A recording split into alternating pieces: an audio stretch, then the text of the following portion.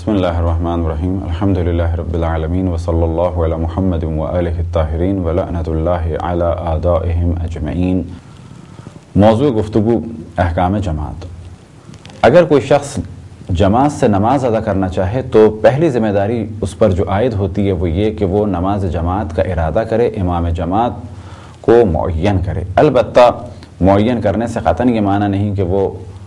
امام جماعت کے نام سے آشنا ہو، بلکہ فقط اتنا ارادہ کر لیا کہ میں ان امام جماعت کے پیچھے جماعت سے نماز ادا کر رہا ہوں، یہ کافی ہے۔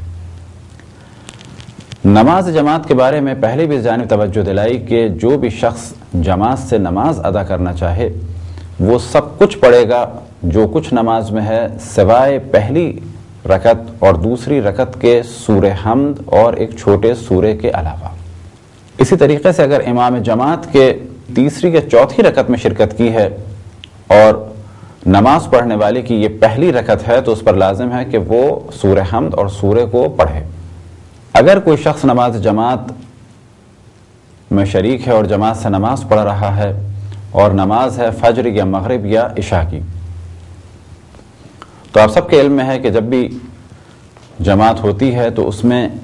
ایک اہم موضوع یہ آتا ہے کہ فجر، مغرب اور عشاء کی نمازوں کو بآواز بلند پڑھنا ہے اور ظہر عصر کی نمازوں کو آہستہ پڑھنا ہے۔ اور اس جانب بھی توجہ رہے کہ جب کہا جاتا ہے کہ بآواز بلند پڑھنا ہے تو اس سے مراد ہے پہلی اور دوسری رکعت کا سورہ اور سورہ حمد، اور جب کہا جاتا ہے آہستہ پڑھنا ہے تو وہاں بھی مراد ہے پہلی اور دوسری رکعت کا سورہ اور سورہ حمد۔ تیسری اور چوتھی رکعت چاہے وہ مغرب کی ہو تیسری یا وہ عشاء کی تیسری اور چوتھی ہو، چاہے وہ ظہر عصر کی ہو، انہیں آہستہ ہی پڑھنا ہے۔ رکوع و سجود کے ذکر بلند آواز سے بھی پڑھے جا سکتے ہیں اور آہستہ بھی پڑھے جا سکتے ہیں۔ بس اگر کوئی شخص جماعت سے نماز پڑھ رہا ہے اور امام جماعت کے سورہ حمد اور سورے کی آواز آ رہی ہے تو اس پر لازم ہے کہ وہ اسے سنے، اور اگر آواز نہ آ رہی ہو، فرض کریں کہ نماز جماعت چل رہی ہے اور آپ نماز جماعت میں شریک ہوئے اور وہاں پر لاؤڈ اسپیکر نہیں ہے، یا یہ کہ امام جماعت کی آواز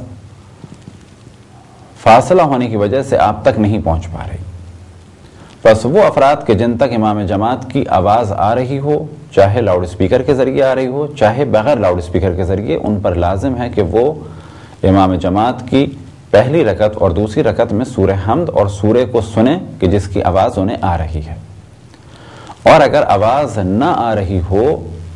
تو مستحب ہے، البتہ یہ واجب نہیں ہے، مستحب ہے، یعنی اگر ایسا کریں تو بہتر ہے لیکن نہ کریں تو کوئی حرج نہیں۔ مستحب ہے کہ وہ سورہ حمد اور ایک سورے کی تلاوت کریں، لیکن پھر توجہ دلائیں بشرط یہ کہ امام جماعت کی آواز نہ آ رہی ہے۔ اسی طریقے سے اگر کبھی آواز آتی ہو اور کبھی نہ آتی ہو تو بھی لازم ہے کہ جس حصے کی آواز آ رہی ہو اسے سنیں، اور اگر شک ہو رہا ہو کہ یہ نماز،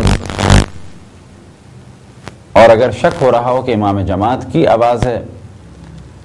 یا کسی اور چیز کی آواز، تو کوشش کریں سننے کی کہ یہ سورہ حمد اور سورہ ہے تو اس کو سنیں، اور اگر آواز امام جماعت کی نہیں ہے تو پھر مستحب ہے کہ یہ سورہ حمد پڑھیں اور سورہ پڑھیں۔ یہ حکم تھا اس صورت میں کہ جب مغرب، عشاء یا فجر کی نماز باجماعت پڑھ رہے ہوں۔ اب اگر کوئی شخص نماز ظہر اور عصر کو باجماعت پڑھ رہا ہے تو ایسی صورت میں مستحب ہے اس کے لیے کہ یہ جس وقت امام جماعت سورہ حمد اور ایک سورہ پڑھنے میں مصروف ہوں پہلی اور دوسری رکعت میں، تو اس وقت یہ اللہ سبحانہ و تعالیٰ کی تسبیح کرے شخص۔ اب یہ تسبیح کس صورت میں ہے؟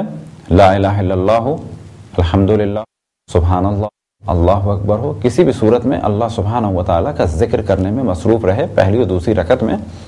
البتہ اگر خاموش کھڑے رہیں تو بھی کوئی حرج نہیں ہے، لیکن بہتر ہے کہ ذکر میں مصروف رہیں۔ ظہر اور عصر کی نماز جب جماعت سے چل رہی ہو پہلی اور دوسری رکعت میں، تیسری رکعت میں اور چوتھی رکعت میں تو پہلے بھی توجہ دلائی ہے کہ تسبیحات اربع یا سورہ حمد کا پڑھا جانا ضروری ہے۔ اگر کوئی شخص امام جماعت کی اختتام نماز کو ادا کر رہا ہو تو اس پر لازم ہے کہ امام جماعت کی تکبیرۃ الاحرام مکمل ہونے کے بعد اپنی تکبیرۃ الاحرام کہے۔ اسی طریقے سے جتنے بھی کام ہیں وہ امام جماعت کے بعد انجام دے۔ مثال کے طور پہ اگر جان بوجھ کے امام جماعت سے پہلے رکوع میں چلا جائے اس کی نماز باطل ہو جائے گی۔ جو شخص امام جماعت کی اختتام نماز پڑھ رہا ہو اس پر لازم ہے کہ امام جماعت کے کاموں کے بعد کام انجام دے۔